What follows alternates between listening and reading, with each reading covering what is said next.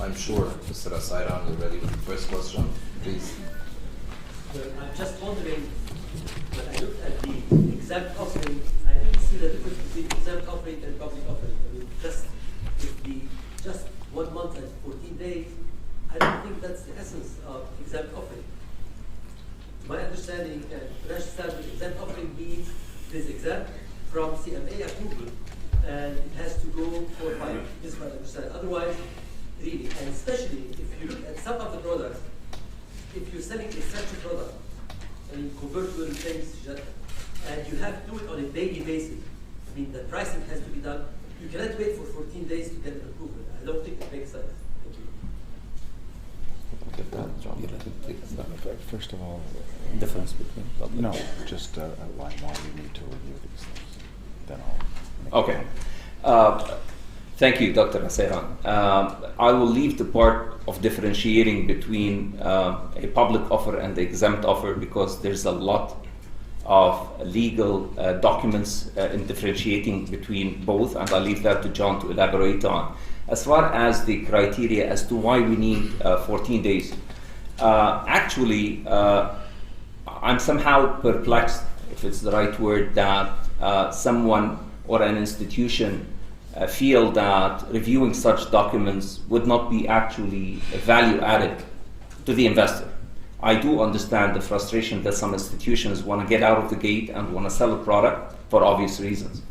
But when we are looking at the documents that we've been reviewing, and to be exact, we've reviewed 64 applications within the last 14 months. And when we look at the inconsistencies / missing information or conflicting information or lack of clarity, furthermore and more importantly, the violations in what is captured in these documents towards the circulars and sometimes laws, I sit back and wonder, had we not done our job and literally connected and helped institutions in modifying this information as to what type of problem we could / investor could end up facing if we did not do those modifications. This is the reason mainly as to why we review them, to make sure that every product that goes out to a client at least is lined up to those requirements. Right, so while I would agree that usually one would see in an exempt offer system simply a notice requirement, there would be a notice requirement. Halil has outlined why we feel it is necessary at this time for the authority to review the disclosure documents for exempt offers, or at least have the right to review them. As Halil said, after 14 days, if you don't have a response, you can proceed. I would also say that there's nothing to prevent one from filing and indicating that you need a more timely decision if it's not a controversial offer and there's not a need for detailed review of documentation, then it's possible that the CMA could get back to you more quickly. John? Yes, thank you. I want to get back to this same topic. You just said, John, that international practice, best practice, is that an exempt offer does not need review and approval. And what you told us is because you are not disciplined enough or not sophisticated enough, the CMA will review it. I don't think this is the right way to look at things. We can't have the toughest of any regulation existing in the world, and even tougher than existing regulations.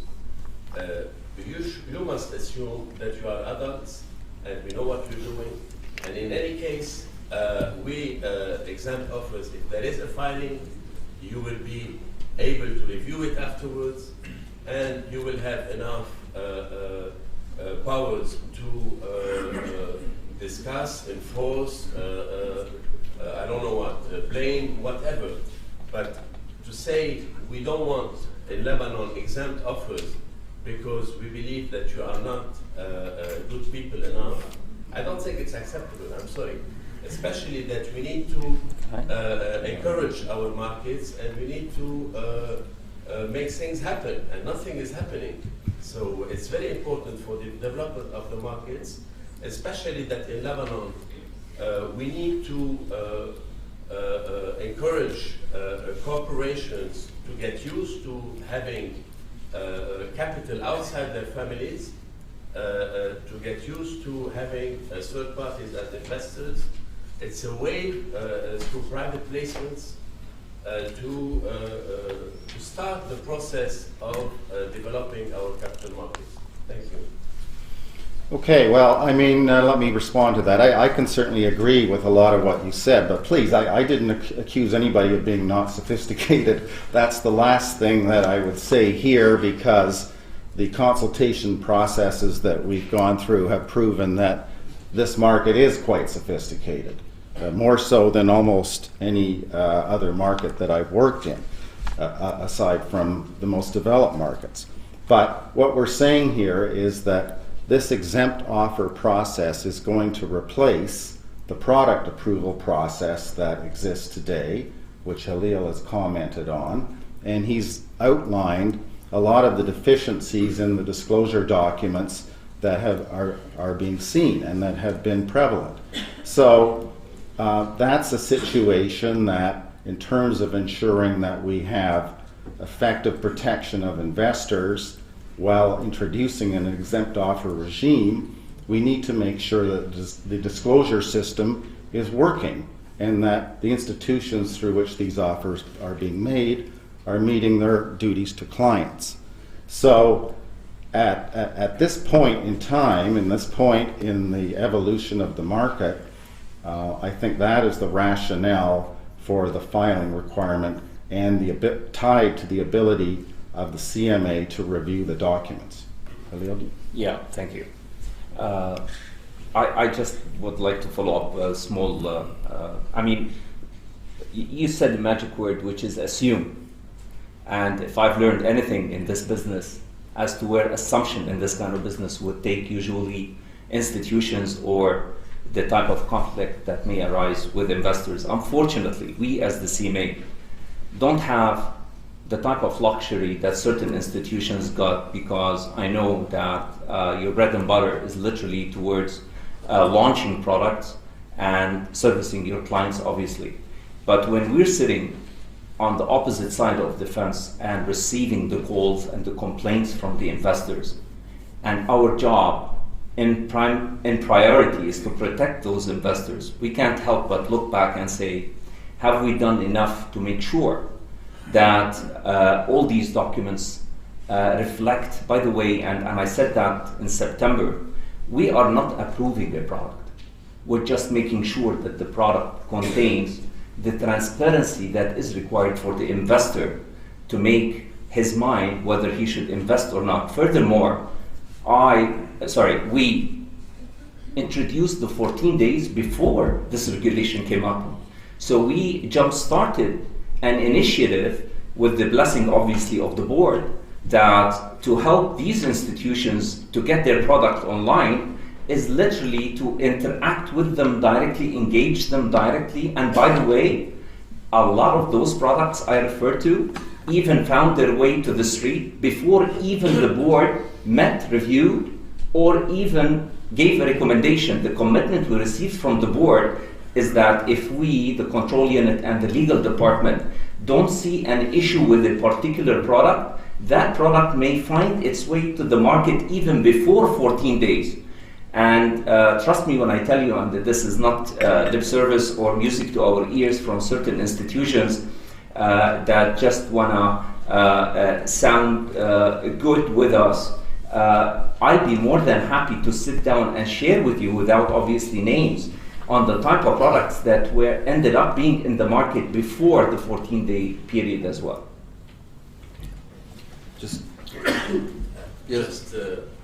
I'm sorry, I know there are many questions.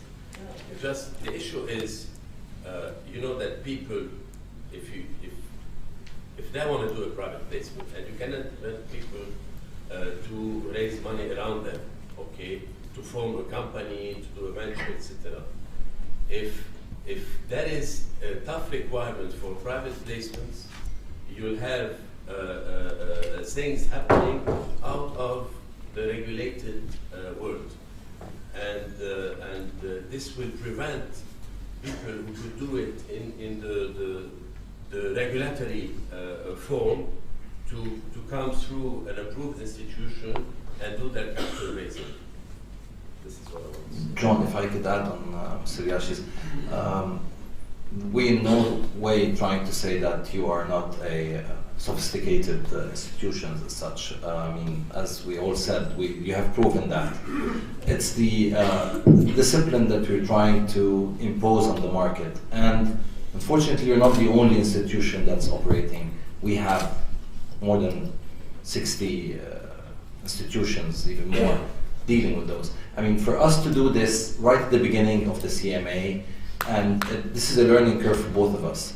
If this is the regulations that we think it is good for the market to start with, eventually we will evolve into having maybe these regulations take a different turn or different procedures. But for the time being, because we're a small market, I think as a CMA we can take into our own hands reading those prospectus. But once the market is developed and we have 1,000 requests, we will be throwing it at you for sure. But for the time being, we're trying to create this momentum of a proper regulation for the market. And you should be thankful for that. A lot of the noise will be eliminated. Investors will be more confident that they're investing in the right market and the right product. You don't want investors in Lebanon, you want investors from abroad as well. So this is it. Another question, please go ahead. Thank you, everyone. I have 4 questions, but they are very small. Sorry, do you mind introducing yourself and the institutions sure. before? No, I don't represent now an institution. I'm a financial lawyer. So I have 4 questions, but they are very small and little. In case for the month set for the public offer, or the 14 days for the exempt offer set to review the application by the CMA passed, and the licensed institution didn't get a reply from the CMA, will this considered as implicit approval or implicit refusal? Well, in the case of a public offer, you have to get the approval of the CMA. That's in the law. Yeah, no, So I think that it's with the 14 days where you don't have to receive a response. If you don't receive a response, then you can proceed.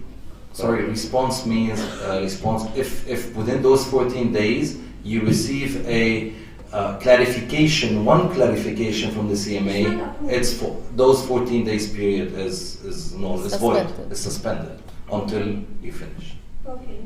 And about the fees for submitting such application, will it be under the category of miscellaneous application where the fees are 200 Lebanese pound, or a new 200 Lebanese pound? Where? 1,000. I'm sorry. Or another category will be created for such applications? Most probably another category will be created. Okay. And about the case of misleading info, the advisor appointed by the financial institution will be liable as well, right? Or not? As an expert, I mean? No, I don't think that's set out in the regulation. I go back to that slide. It's not in the law.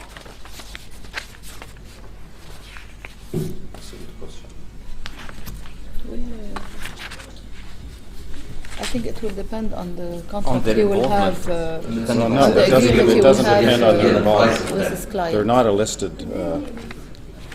It will depend on the agreement he will have with his client. The Financial advisor with the issuer. Okay, maybe it's an outsourced. It's not. It is not a requirement in the law for him to be responsible. But if he takes this responsibility in the agreement, then he will be responsible for it. Okay, But so- he's not liable under the regulation. Yes. Let's be clear about that. It would be a contractual liability. Okay. And the last question is about the forced defense, where the buyer knows about the misleading info and he accepted to go through it. I don't think such defense should be granted for the person who is conducting misleading info or false info. I don't know. This is my opinion. All right. Well, that's a point. The reason that kind of defense is usually available is it's hard to claim damages when you knew what the facts were. Yeah, it's kind of fraud. Thank you. Ms. Hello, Randa Muslima. We had a system that I think used to work, which was to sell based on an extended term sheet. Okay, you have to factor in Lebanon that you have also to take the central bank approval. So I would appreciate if you take us through how are we going to sell a product today when you have to have a requirement to have a final offering circular published, when you don't have the central bank approval, you don't have the final terms, you have to publish, you have to wait for your approval, you have to wait for the central approval. We're talking about the span of now of 6 months when the market will move in the interim to sell any product. I think you have to factor in the peculiarities of the Lebanese legal system where you have multiple layers of approval needed. So it's getting very difficult for us to sell any product. That's for one. Two, I think the standard of liability we have not discussed, maybe we'll discuss later, but I don't think it's becoming, between the lawyers, the accountants, the governing body, I don't know who the governing body of Union, you need to define the chairman, it's becoming a nightmare operation, I think, to sell any product in Lebanon. And three, but I don't think you've touched on that, I'm not clear, for instance, for insurance, if you sell product for insurance, what's the status? Okay. There is something in the law regarding that, but it's a financial product, so that's a different question, but I was supposed to find out. Okay, I'll start with the last one because I still remember it. Exactly. So as far as the insurance is concerned, the law clearly stipulates that if any insurance company want to sell a product that is related to financial instrument, they need CMA's approval. To get CMA's approval, they need to go and through the لجنة الرقابة على شركات الضمان, they call it. Anyway, ICC. And we are now working closely with them on an MOU to make sure that we try to expedite the process of application for those documentation that require approval. And as a matter of fact, we've already tackled at least 8 or 9 different type of products with 3 or 4 major insurance companies that ended up seeing their way in the market already. The first question, I think, related towards the dual responsibility of supervision, if it's the right word. We have encountered this issue and we've never asked firms to go get to get approval, BDL approval, before they submit their application to us. As a matter of fact, we went into a dual process system and we told the applicant that we will start reviewing the documents immediately while they're applying to the BDL.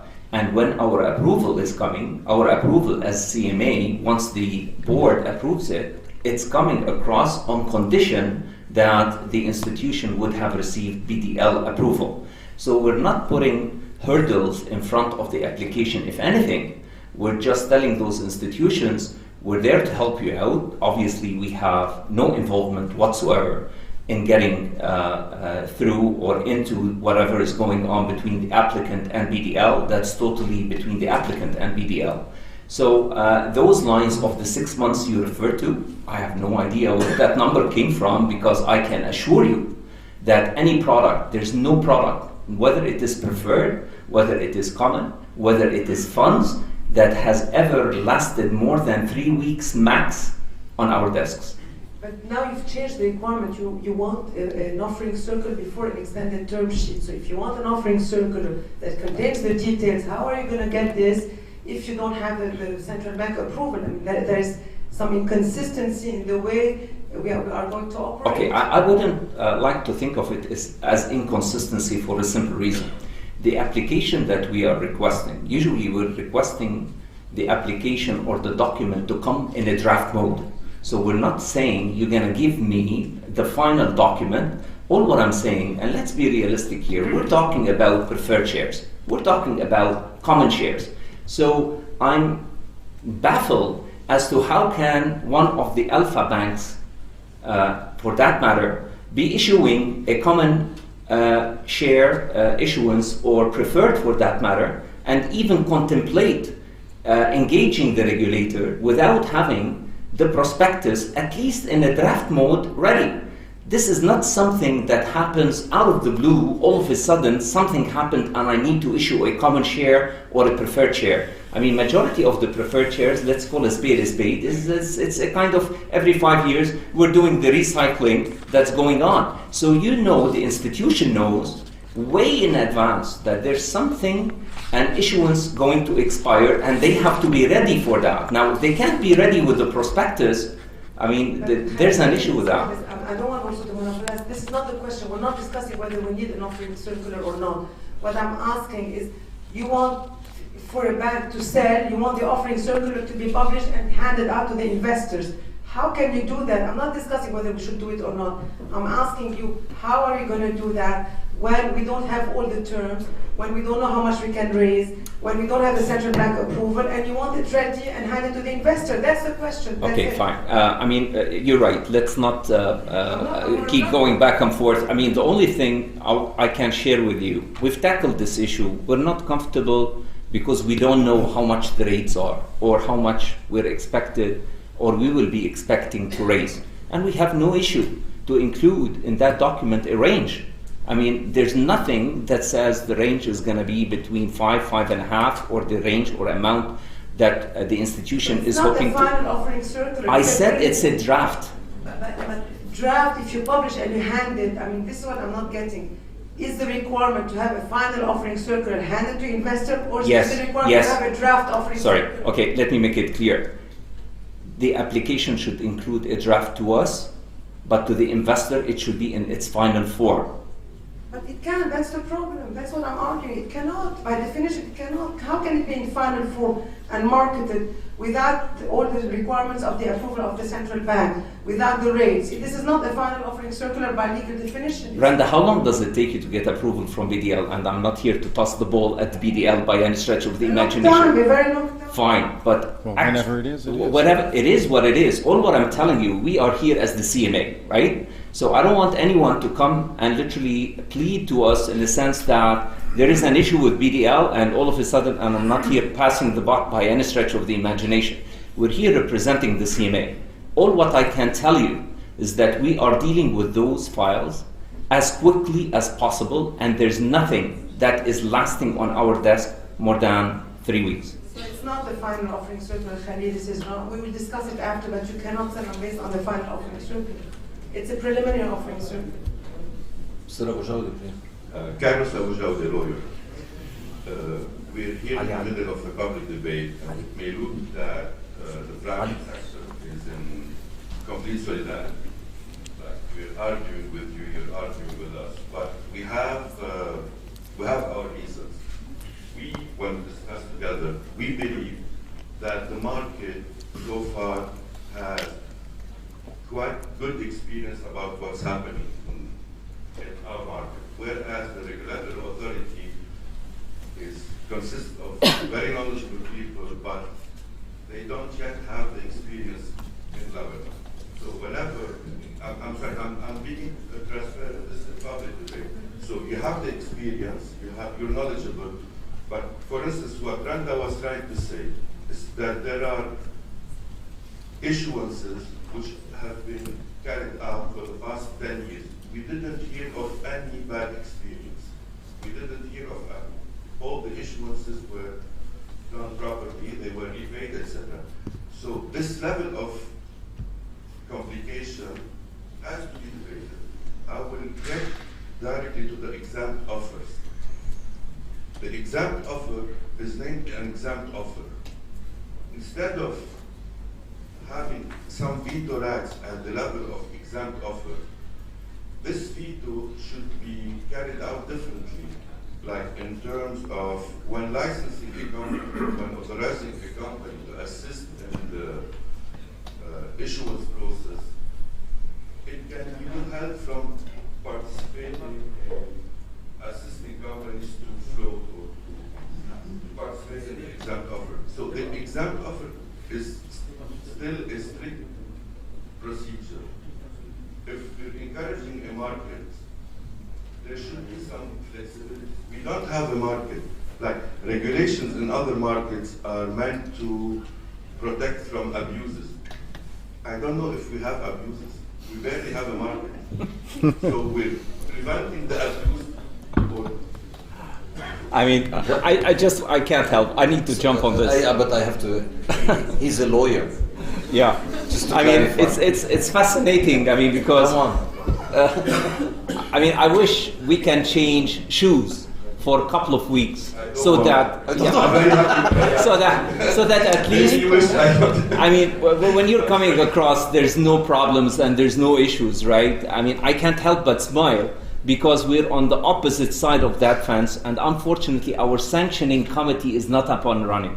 Had the sanctioning committee be up and running, right, you would have heard of those cases public at that point in time. There's a lot of things that goes behind the scene, which I'm not about right Believe me, now. I'm within the scene.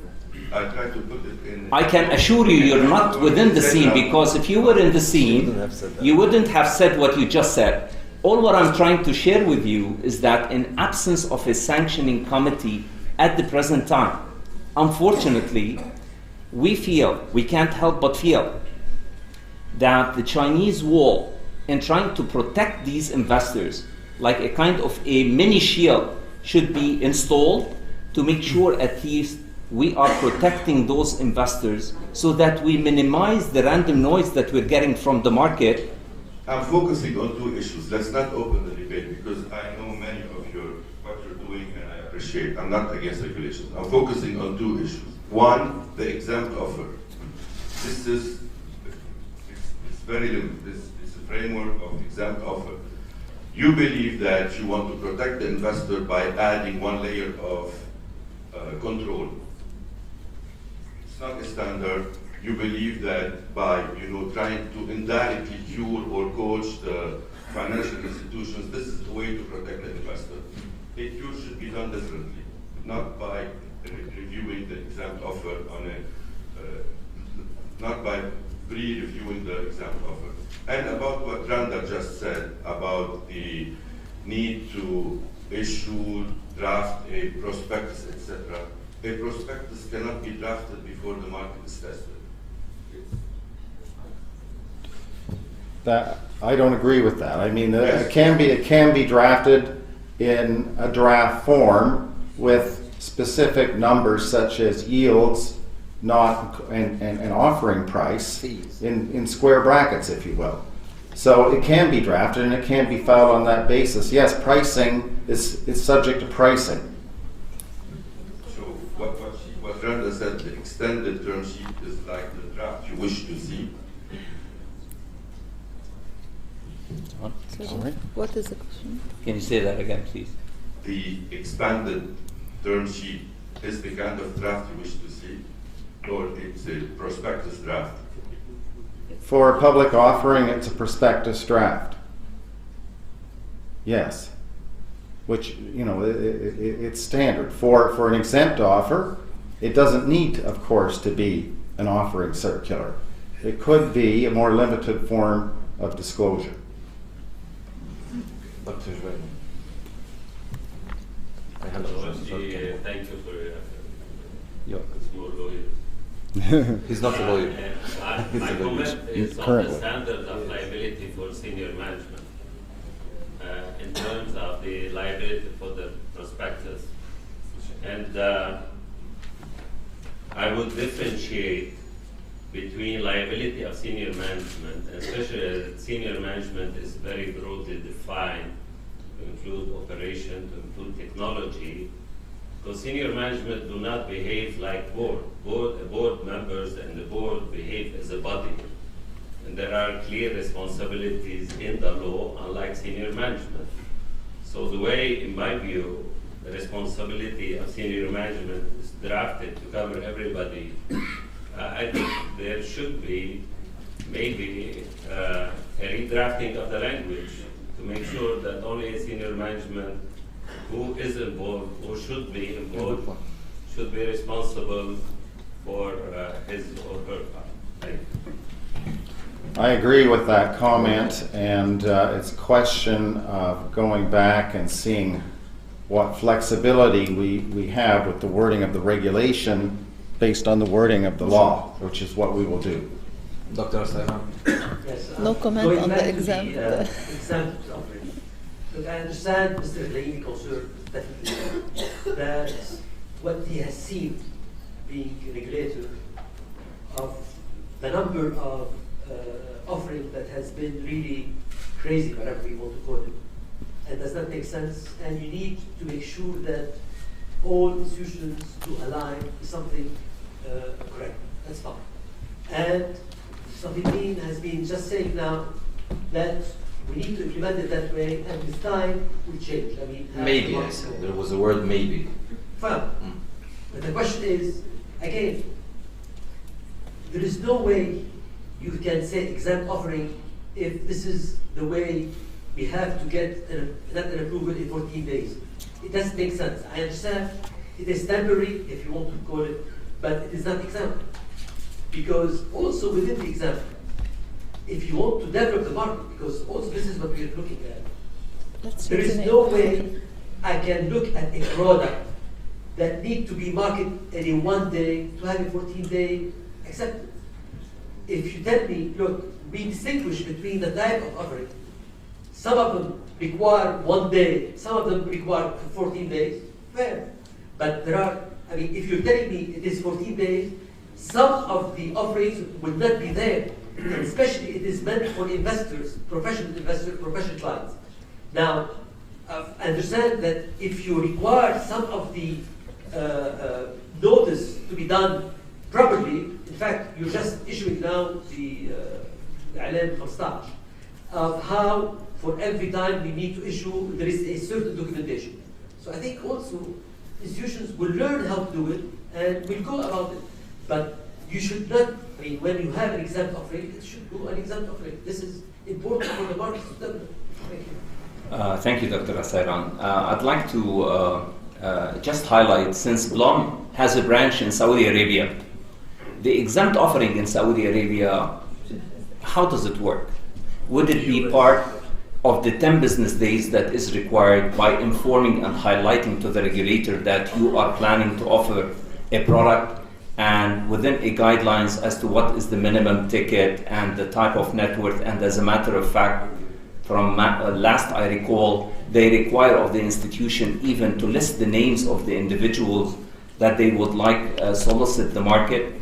I mean, we have no problem to literally take this under consideration, to look at it, review it, but let's not come across that we are trying to be holier than the Pope along the lines of trying to put certain restrictions that doesn't exist in any marketplace whatsoever.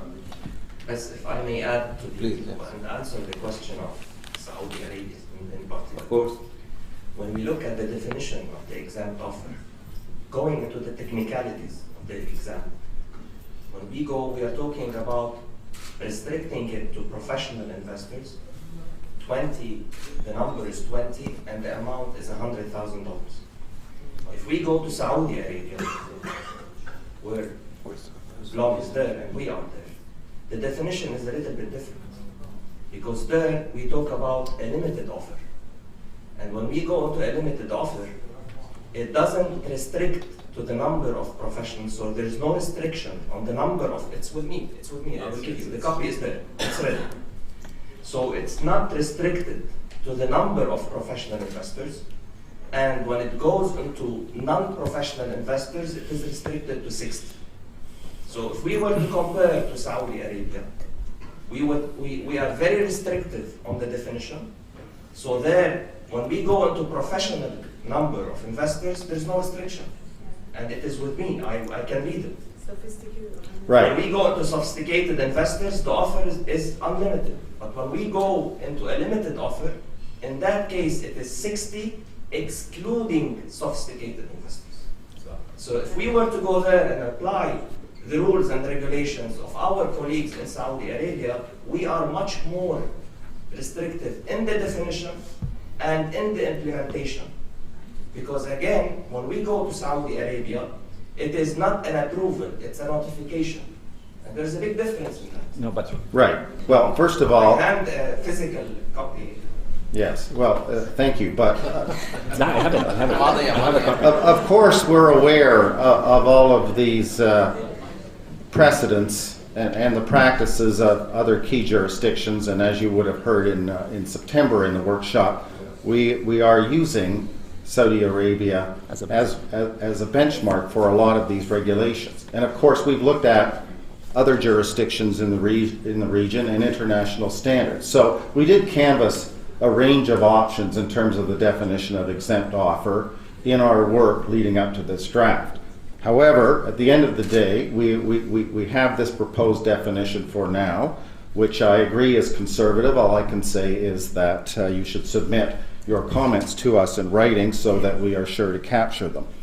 On the point of the approval, I don't want, and Halil may have his own comment on this, but I don't want to flag that the kind of approval that's contemplated within the 14 days for an exempt offer is analogous to the type of review that will take place for a public offer. I agree. That's not the intention at all. In fact, it's more of a right to review than necessarily a review. So if the practices are, as some hold out here, sound practices with good disclosure and solid documentation, then the review by the CMA, if needed at all, would be limited. And any comments that they might send back to you would be limited.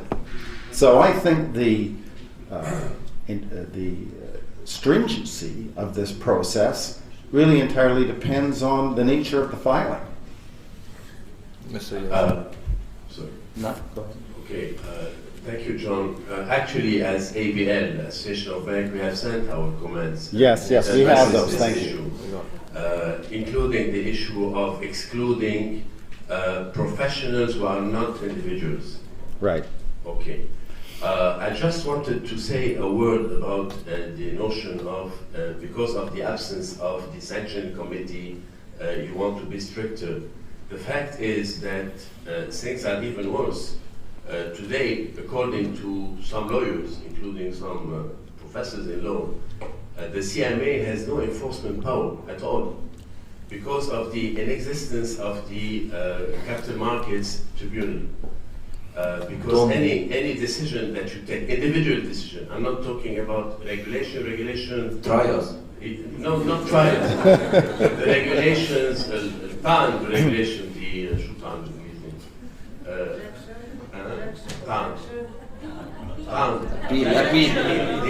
the appeal.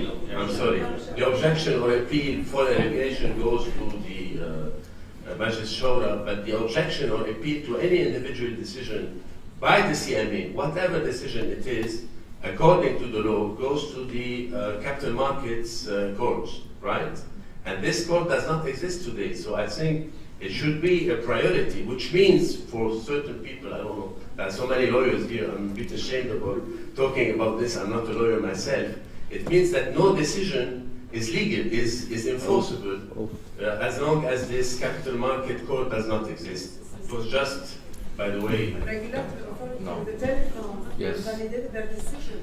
في قرارات ماجستير. Thank you for coming John, today. Yeah, I've been Since we have no existence to you, so you've just summarized it. Thank you for appearing here today. we want you, so It's not completely true.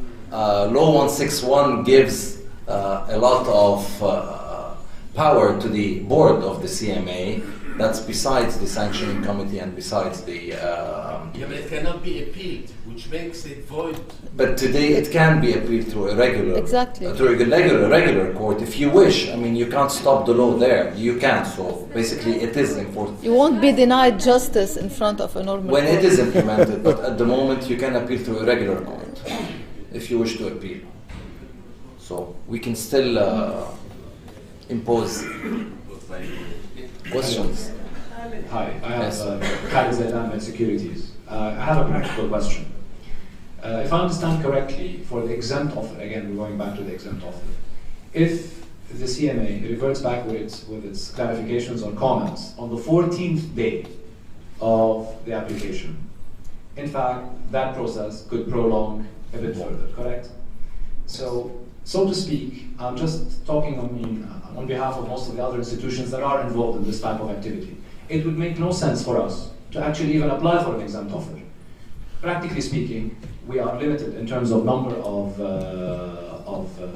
clients that we can approach. And at the same time, in terms of number, in terms of classification. So it will be much easier for us to just go with a public offer. And we've done it before. So I'm just wondering if, I'm just saying in practice, this is what's going to happen, because we're going to think the back and forth, 14 days versus a month of back and forth, and we're not really sure what are the requirements that will be requested from the CMA. My thinking is what holds true for a public offer in its majority will probably hold true for an exempt offer.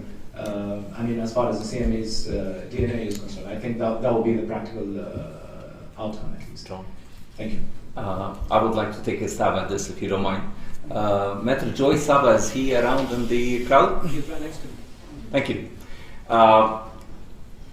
You both work in the same institution, right? Yeah, sure. Okay.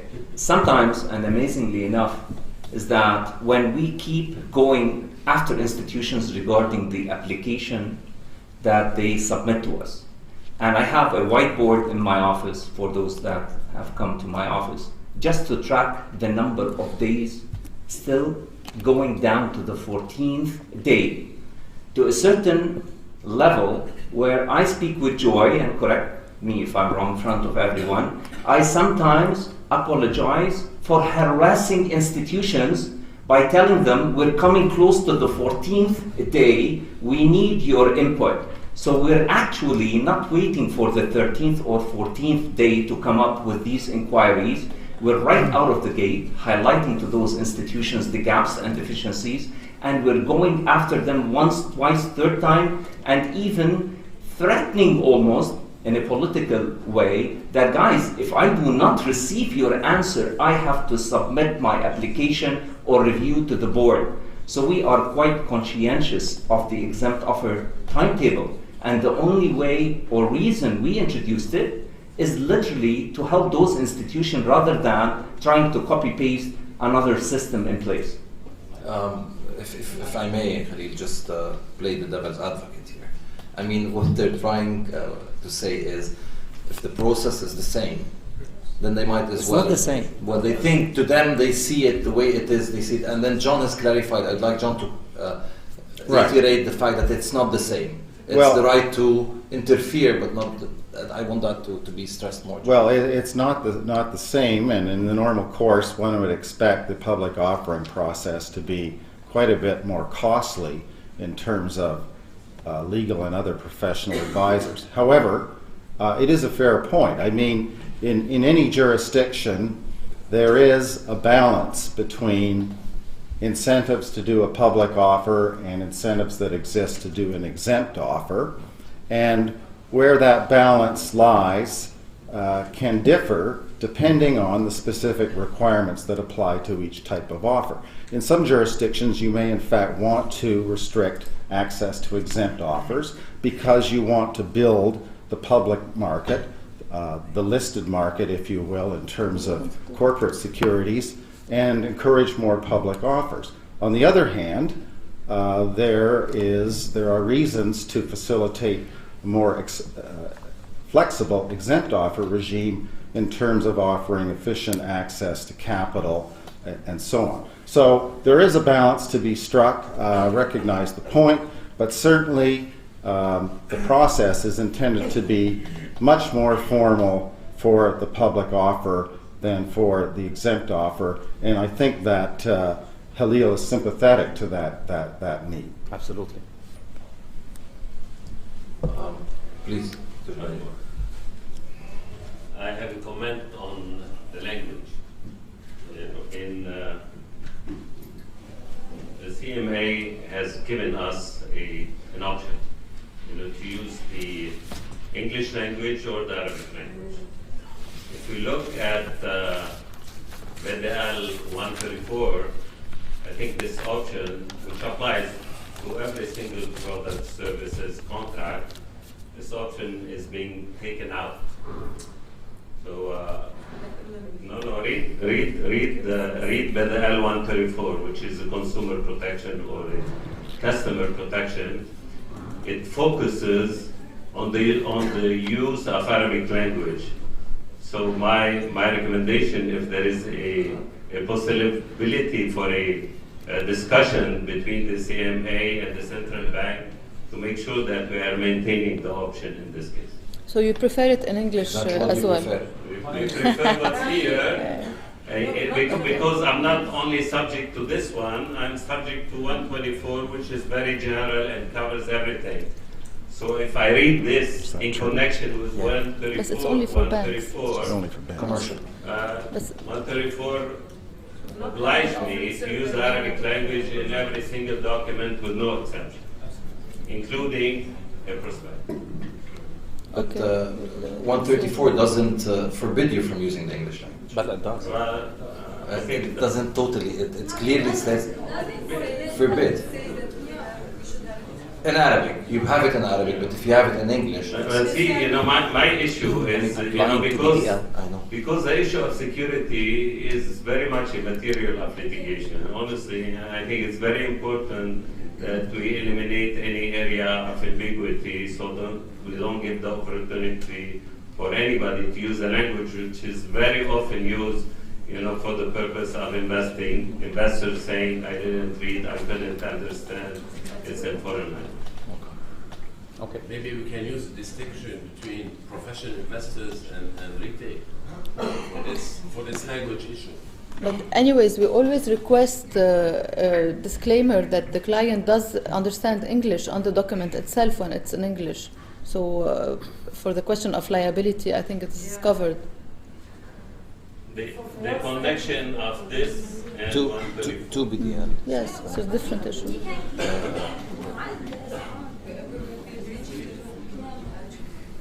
No, I mean, we didn't request it to be in English. When it is required to be in Arabic, then it will have to be in Arabic, and it's acceptable as well for the CMA.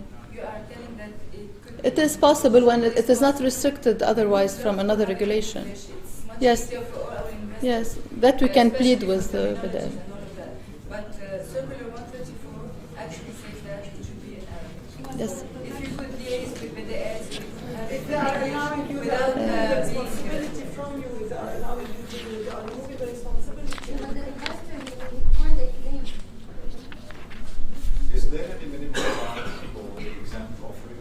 Yes, $100,000 Per investor? per investor. The total offering? No, we did not cap it. It doesn't matter, so it's not capped. Correct. What if the bank invests on behalf of the investor, you do like an omnibus account? Sorry, If you do an omnibus account, you have one investor, which is the bank, and they sell. You mean you have 20 omnibus accounts No, you have one. with like So, I 100 mean, in each? that's Book entries, yeah. that's going around the system, right? Yes.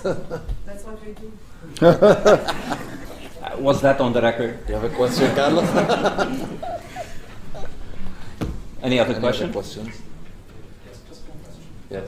The language of the secondary market. The language of the secondary market for an exempt offer or a public offer actually gives us the feeling as if you would require a new approval for any other secondary offering. Now that I understand if the issuer is going back to the market with either a green shoe or if they are actually doing an additional capital increase. But what about if there is trading of the security between different existing shareholders? Does that require any additional approvals? Because the language is a bit unclear in that respect. I'm not sure I'm clear on the exact scenario that you're talking about. There would not be a requirement for an additional approval unless the selling security holder obtained their securities through an exempt offer, in which case those securities aren't in the public market yet. So in that case, yes, there would be a requirement. Even for one client to sell to another client. This is in terms of making an offer. So the question is whether there's going to be an offer as defined, a public offer as defined. And yes. Just one question regarding the role of the financial advisor. What is the accreditation, the approval? Who is this financial advisor? how can one become a financial advisor? Right. As I mentioned in my commentary, the financial advisor needs to be an approved institution, an institution that's familiar with these regulations, which in many cases would include the listing regulation, and the other rules relevant to the capital markets. And as I mentioned, that approved institution would need to be licensed to provide advising services in corporate finance transactions. Any other questions? So it's a bank, a financial institution, intermediary. Okay. Obviously, the exemptions is a point of focus here. What I just suggest is we've heard almost the same comment from different institutions and big institutions here. What I recommend is that you put your notes in writing, please, and send us an email. Again, the purpose of this consultation is to get the feedback and then to understand what are the how do you feel about this whole thing, and it's for us to review and take into consideration or not, whatever your points are. But these are very valid points with regards to exemptions, and we would prefer that you have them in writing to us, please.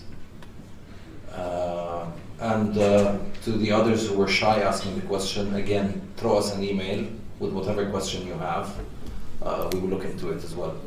We're running ahead of time. We thought Mr. Riashi would have more questions. Dr. Asairan. I think it was very good. Please. Just give me. He always has a question. It's amazing. Let me give you another idea. I mean, definitely on the exact offer I gave, why we don't make differences between the type of offer we talk about. And let me give you an example of reverse convertible. A reverse convertible. There is no way on earth, I mean, if I have to issue a reverse convertible for 10 or 20 investors, I have to wait even one day. It has to be in the hour, it has to be in the minute. So it doesn't make sense, really. I mean, that's an example. Of course, if you look or private placement, I understand you have to go to 14 days, that's fine. But some of the offer securities should be differentiated. That's, I think, one way of looking at it. I mean, we have a requirements, what to do, what to say, and all this. And let's just have a thank you. Okay, thank you. Please. Just to add to the point on the reverse convertible, we've started some discussions with the CMA.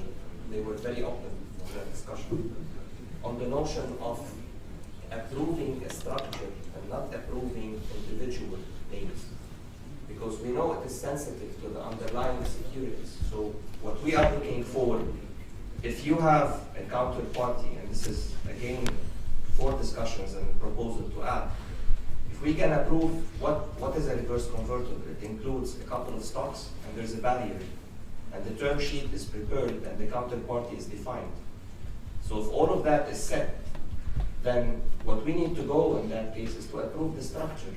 Once we approve the structure and we agree on the underlying securities, I would believe we can speed up the process, and the approval process can go up to a day or two. It depends on the feedback. We've just converted one of your guys to us now. I think that makes a lot of sense. We're still working on it. Mr. Riashi. I'm still a little bit confused. Maybe we can get back to the definitions about what an offer is. And I'll speak for my firm. We are a relationship-based firm. We don't sell products. We don't do offers usually. We discuss with the clients and see what their needs are, and they buy and sell securities according to their needs. It's the notion of reverse solicitation, or even going further, the notion of one client requesting one advice on one product. Of course, for many reasons, sometimes it's time. We don't have the time to get an approval, even for one client. It's about the time. And second, it's about cost. It makes no sense to request an approval for a product that will be sold one time, and where the commission is going to be lower than the fee paid to the CMA. So can we clarify this? And I'll be very clear. I have a client who tells me, I want to be a sophisticated client, of course, professional client. I want to be buying, I believe in gold, and I want to do a reverse convertible on gold, because he knows what reverse convertible is. He doesn't want to sell puts or buy which is exactly what it is. And he tells me, show me something on gold. And I have to show him because it's my duty, it's my role. And I didn't give him the advice, but I had to show him things, and I had even to discuss with him the issue. What's the definition? Because if this is an offer, if it's an exempt offer, we'll fine. If it is an exempt offer in the Lebanese definition, which means it's not exempted really, just called exempt offer, I can't do it. It doesn't make sense. So how do we do? How can we do this? What's the problem? No, it's not Structure product. Yeah. No, but it's not solicited. Okay, if you're looking for an answer. Okay, no, I thought this is just. I can have a private answer. No. It doesn't have to be. I wanted but to address a real issue that you have. No, fine. But I honestly thought it's a comment rather than a question. So since it's a question, and I was hoping someone would raise this question honestly, because I had this coming from a different institution, and the question was exactly pretty much close, but instead of gold, it was crude oil. So something along those lines, I didn't solicit the client. The client came across and asked me to build something for him, right? Here we're not talking about going or the institution offering an already existing structured product, right? So the institution said the client is interested to buy or to be exposed on the upside in crude oil. He doesn't expect crude oil to go north of a certain level, and he wants the risk to be limited to a certain level. What can you structure for me? So I told them, have you prepared the term which you're gonna get your client to sign? And the answer was yes. So I asked that particular applicant or institution to forward it to me, right? Lo and behold, and I have a card brought with me just in preparation for this kind of, I'm just gonna share with you the missing information which the client ended up signing on the subscription form. It did not include an initial fixing date in which the price of the underlying is determined. It did not include the closing date, the valuation time and price, paying agent and rating, custodian and rating, indication of who will be the guarantor of the capital, the fees. And as a matter of fact, when we asked how much the fees, I mean, you'd be surprised to know that the answer I got, why would or should the client know how much I'm charging in fees? Furthermore, indication that the profit is capped, without putting the number, at a certain percentage per quarter, without disclosing any risks whatsoever. So here we're dealing with a professional client. So even though I'm looking at a professional client, and I'm looking that someone wants an exposure on a certain underlying commodity within certain parameters. But if you're telling me that the client who's signing on this subscription form should not understand any of the issues that I just read to you, I mean, personally, I feel or can't recall the Houston, we have a problem. So this is, I hear what you're saying, and I hear what Dr. Asairan has said, and what Yusuf has mentioned.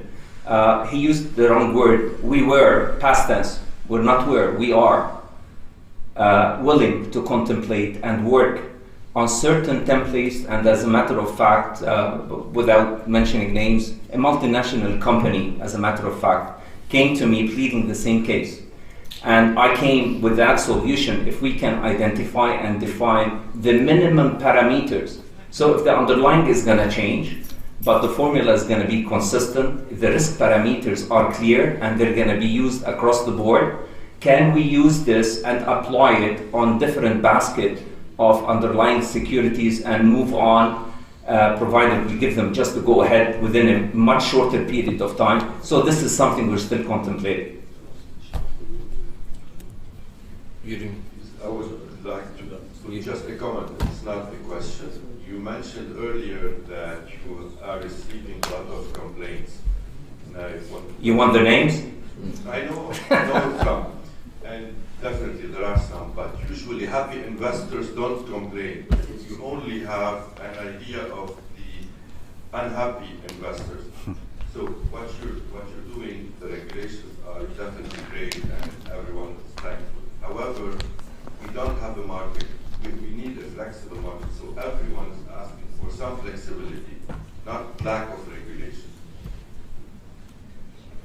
And again, this exempt offer is a key issue to all. As I said, we would take the comments into consideration, but it seems Mr. Yashi is not satisfied with the answer. I think, Khalil, what Mr. Yashi is trying to say, what would he do? What Exactly, would he do because today? this is He's what- going back to the office, he wants to This is what sign the a client gold will contract. get in another institution anywhere in the world. If I tell him, I'm sorry, I need to go to the CMA, etc., he tell me, okay, just shut down my account, I'm going somewhere else. I mean, we have to be practical. And I'm asking, what's the definition? In this specific case, I was, and I understand what Mr. Ghalaini said. I'm surprised that the term sheets were not, did not include all these items. I'm very surprised. Usually it's standard form. Sometimes what is missing is the strike price because it's based on a date, but you get it afterwards. But about the fees, okay, we cannot know what are the... Sorry, I wasn't referring to your firm, by the way. Huh? Yeah, I know, thank you. No, listen, I think we're having an open discussion here in very good faith, but we want to tell you really what our concerns are, because we need to work. I mean, of course. Not only we need to have a market, but we need to have institutions that make money, that can pay for salaries, and that can hire people, high-level people in Lebanon. So I understand all your concerns about protecting investors, but I think the a posteriori approach can be as powerful as the a priori approach. I mean, especially for this exempt offer issue. Thank you.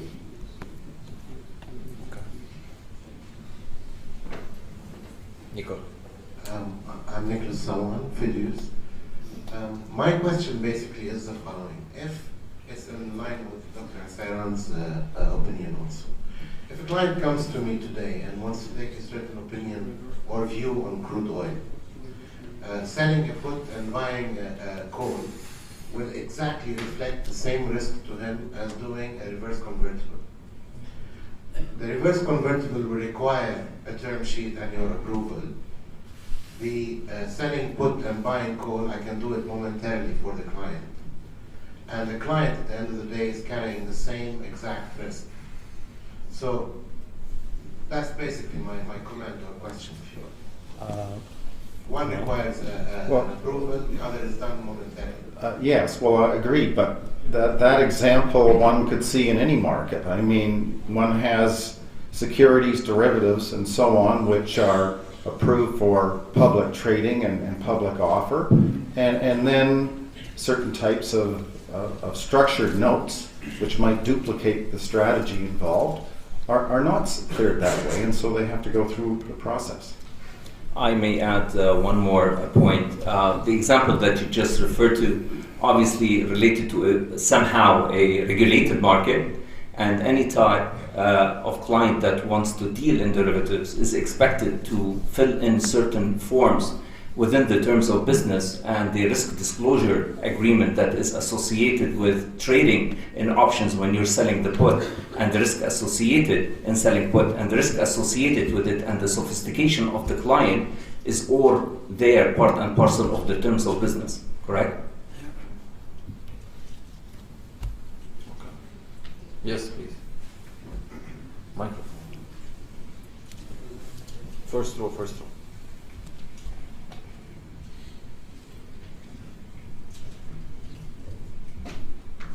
Perhaps my voice will be as valid as That's the microphone.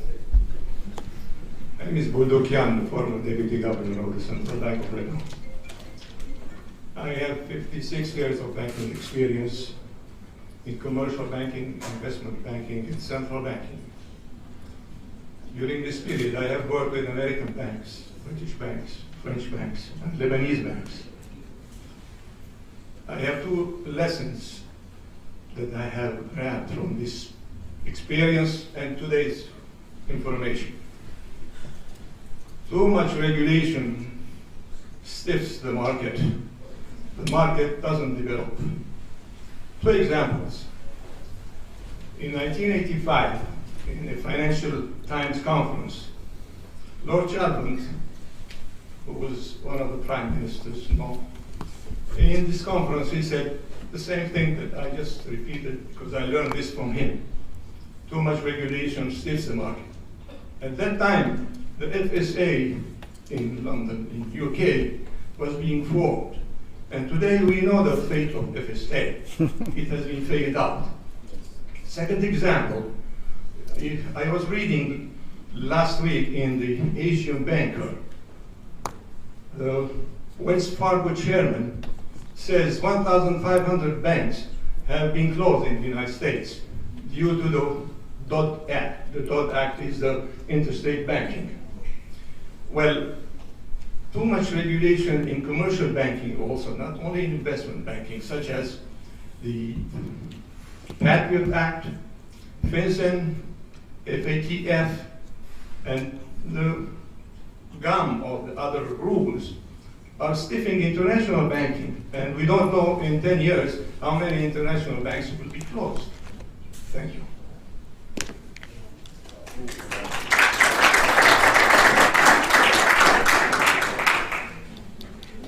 Does that mean our regulation is stiff? No. Too much regulation. Okay. We don't have too much regulation. Is that your opinion, Doctor? I mean, we're getting there. We're trying to regulate the market as much as we could. We are stiff. You consider them stiff? You are? Okay. Yes. Okay, clear. We're trying. I mean, this is why we're having a consultation here today. Sorry, in 5 years, from 85 to 90, the banking system, or during the war, the banking system stayed as it was in the beginning because there were no such regulations. Now, since then, there are regulations.